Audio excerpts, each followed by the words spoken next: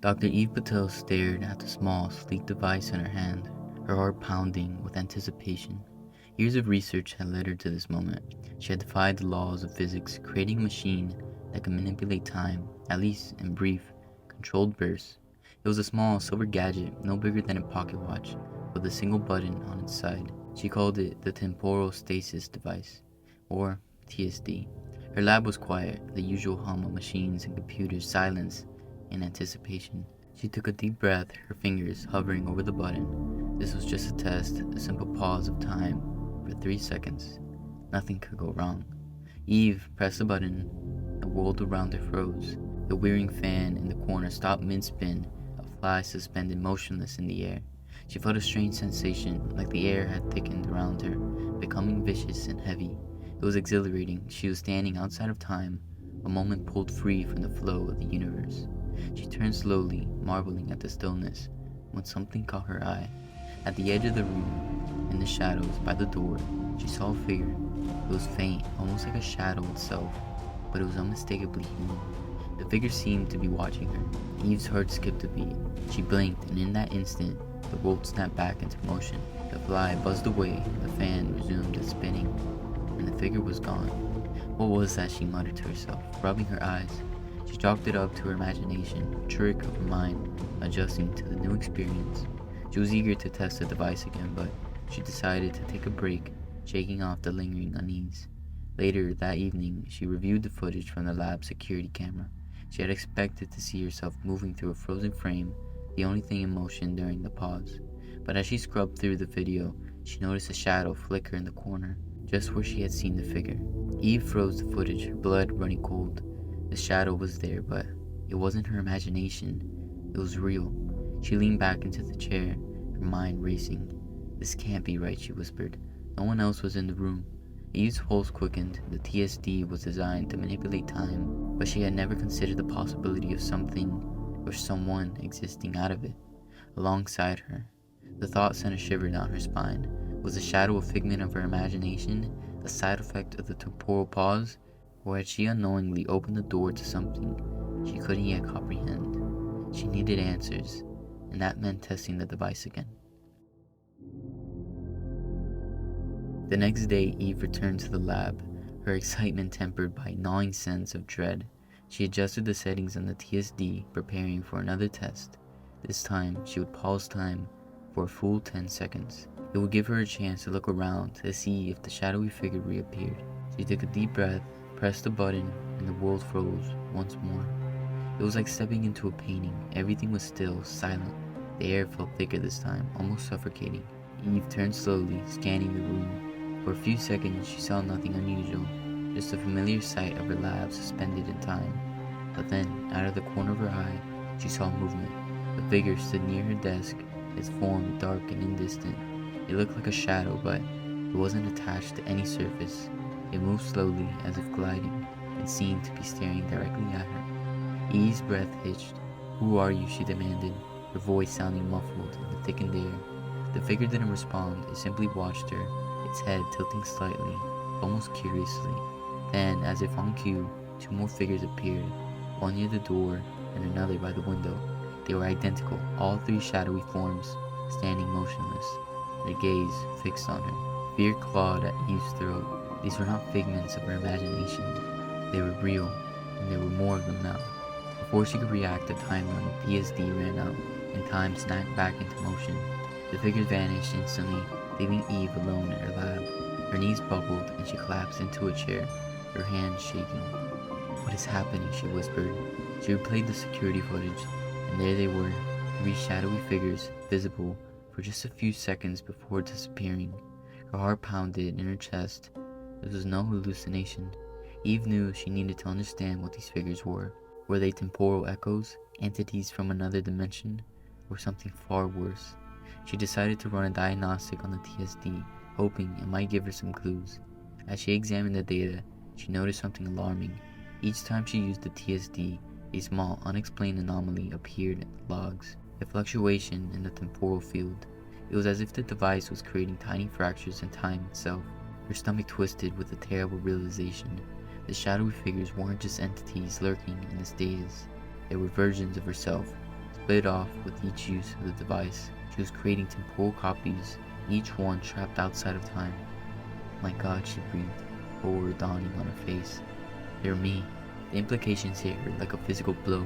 Every time she paused time, she was fracturing her own existence, creating another version of herself doomed to linger on the stasis forever. And they were all watching her, knowing she had trapped them there. Eve sat in her lab, staring blankly at the TSD in her hands. It felt heavier now, as if it were made of lead. She had created a machine that manipulated time, but in doing so, she had shattered her own existence into countless fragments. The shadowy figures were not entities or hallucinations. They were future versions of herself, each one pulled into a parallel timeline. The realization was nauseating. She had unknowingly sacrificed pieces of herself, each pause in time splitting off a new fragment that was condemned to a shadowy half-existence. And now, they were watching her, pleading silently for release. She could feel their presence even now, a cold pressure at the edge of her awareness. It was like standing on the brink of a cliff, knowing she had already jumped, but hadn't yet hit the ground. I have to stop this, she muttered to herself, her voice shaking. I have to end it before I create any more of them. But she knew what that meant. Destroying the device might also destroy the fragments of herself that had already split off. Could she really erase those versions, knowing that their own future selves, trapped and helpless? The shadows flickered at the edge of her vision, closer now. She could almost see their faces, her own face, twisted in silent agony. I'm sorry, she whispered. I never meant for this to happen. With trembling hands, she set the TSD on her workbench and grabbed the hammer. Her heart pounded as she raised it above her head. The shadows crowded around her, almost tangible now, their dark forms shimmering like smoke. Do it, a voice whispered. It was her own voice, distorted and faint, but unmistakable. Tears streamed down Eve's face as she brought the hammer down with all her strength. The TSD cracked, a flash of light blinding her as the temporal energy erupted. The lab filled with a high-pitched whine, and the very fabric of time vibrating violently. The shadows writhed, their forms dissolving into the light. Eve screamed, the sound merging with 1,000 echoes of her own voice, all of them crying out together. And then, silence. The lab was silent save for the faint hum of the station's air filtration system. Dr. Evie Patel lay on the cold floor, her vision blurred from the flash of light. She blinked, trying to regain her bearings. The TSD lay shattered on the workbench, its casing split open, wires and circuits exposed like the innards of a broken machine. For a moment, she felt a flicker of hope. Had she done it? Had she freed the shadows, her fractured selves from the cursed existence? But as she ran a diagnostic, the results came back as all systems being stable.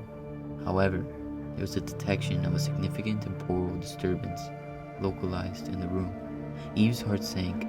She had hoped that destroying the TSD would fix the anomaly, collapse the fractured timelines back into one. But the disturbance was still there, a ripple in the fabric of time that hadn't smoothed out. She turned her head slowly, dread coiling in her stomach.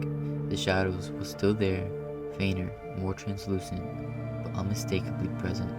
They were no longer hovered at the edges of the room. Instead, they stood in a circle around her, watching with hollow eyes. One figure stepped forward, its face coming into focus. It was her own face, but older, lined with a weariness and etched with sorrow. The shadow's lips moved, forming words that Eve could barely hear. You did this, the figure whispered. You broke us, and now we're trapped here. Forever. Eve's breath hitched. I tried to stop it, she said, her voice cracking.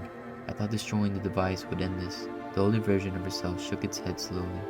You don't understand. The device wasn't the source of the problem. It was a conduit.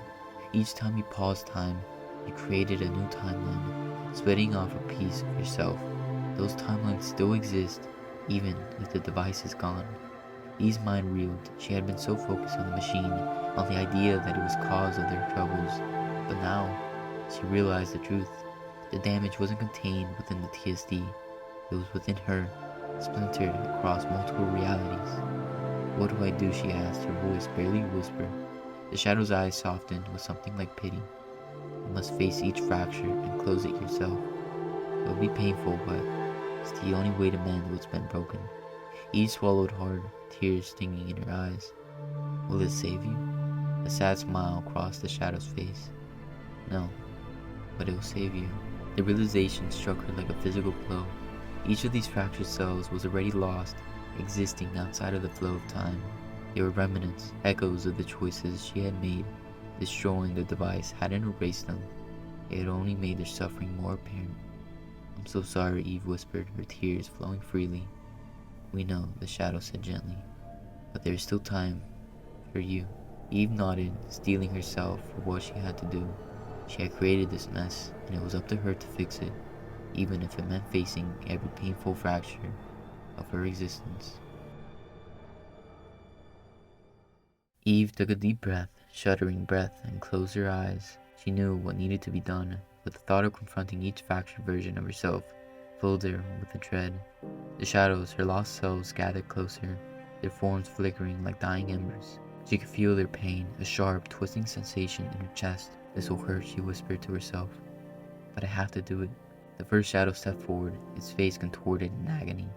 It was her, but from the earliest timeline split, the first time she had used the TSD.